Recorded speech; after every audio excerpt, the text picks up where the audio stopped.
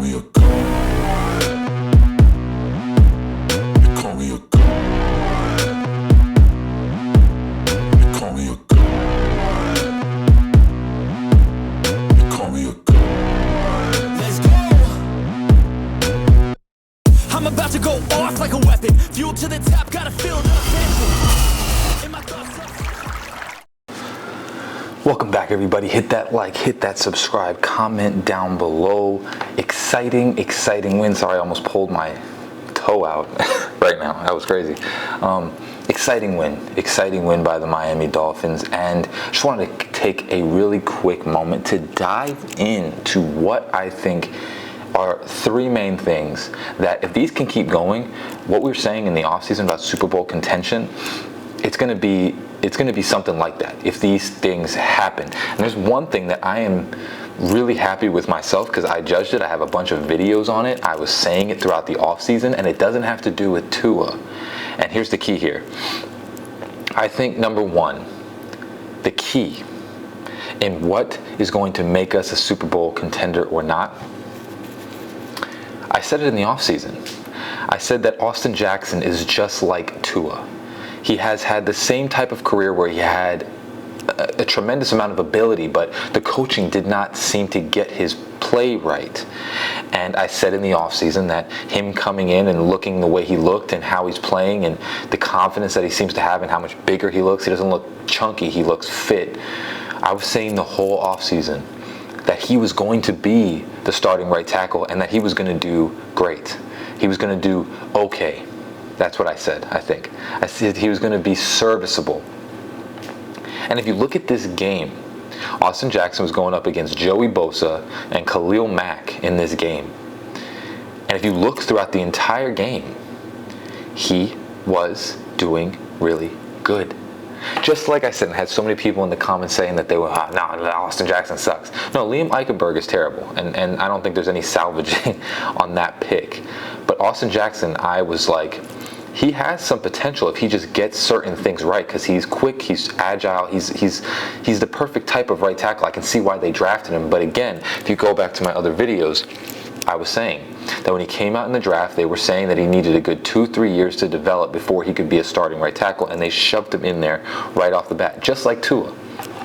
And the thing is we saw what happened. You know, you have a Brian Flores as a coach and shoves these guys in there, and Austin Jackson didn't really have time to develop and kind of fell to the wayside, you know what I'm saying, throughout the season. He showed glimpses. Like if you watch the Cardinals game, if you watch a couple of the other games, he showed glimpses. And even last year, like I said, when he was playing against the Patriots, we looked good.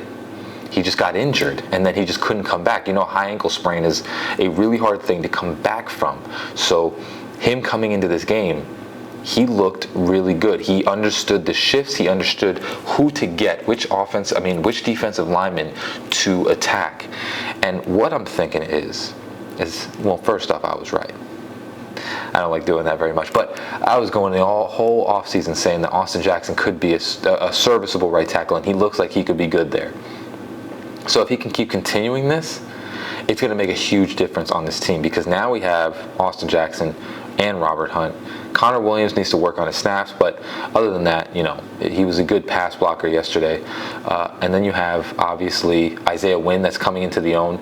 And then Teron Armstead hopefully comes back. But if not, Kendall Lamb did great too. The thing is, yesterday, what we noticed and what we got to see is that the offensive line looked good. And this Chargers defensive line is no joke. You have Joey Bosa, you have Khalil Mack, you have a bunch of players on that defensive line that are actually really good and can cause some problems for a lot of teams they have. And we held our own against them. You know, of course, Tua was maneuvering in the pocket, and that helped out a lot. But for the most part, you know, our offensive line did their thing and gave Tua time. So if this can keep continuing, I mean, I can see games like this happening often, because that's what we were looking forward to. It was the tackle and the guard position that was constantly not solidified. And it looks like coming into this year, Austin Jackson and Isaiah Wynn, they have solidified that. And we only can get better because Teron Armstead hopefully comes back soon. So if that's the case, I mean, to be honest, Kendall Lamb looked fine over there too, so I don't really have a problem with that, which I'm thankful for because I was worried. But if Teron Armstead comes back, it's only going to get even better, because then we have a solid left tackle, right tackle. The whole thing is solidified. So that's one of the things that I think is the key here. Number two, the bulking up and the muscle that Tua has put on. Clearly, if you watch the throws, if you watch some of the throws, he definitely had more arm strength. Now, I know there were some underthrows, but he was on his back foot. He was badly planted. It was just one of those things. You know, Tua is not going to be like Aaron Rodgers launching the ball down the field. But if you look, a lot of those throws that he had, they were much more powerful than they were last year. If you look at some of the throws that Tua had, his throws had a lot more zip on them than they did the other previous years. I mean, he was fitting things in that he couldn't have done last year or the year before that. So putting on that muscle, one, for the injuries, and two, it looks like he has a lot more zip on his ball. He's really gotten a much more powerful sling of the football, and I'm liking it, man. And that's one of those things that's key here. Not just did Tua have the accuracy and all that, it's great, but putting on that muscle, it seems to have given him much more power in throwing the ball. And that is going to be key as well, because it's looking like now, especially when there's a specific play where he was running in the pocket forward and then launched it to Tyreek Hill. I'm telling you, about a year ago, I do not think he could have made that throw. He couldn't. He wouldn't have been able to launch it like that. Pinpoint, he would have underthrown it. He did it a bunch last year. So adding that muscle has given him that core strength and that leg strength to launch that ball a little bit harder. And now he's able to hit throws that he couldn't hit before.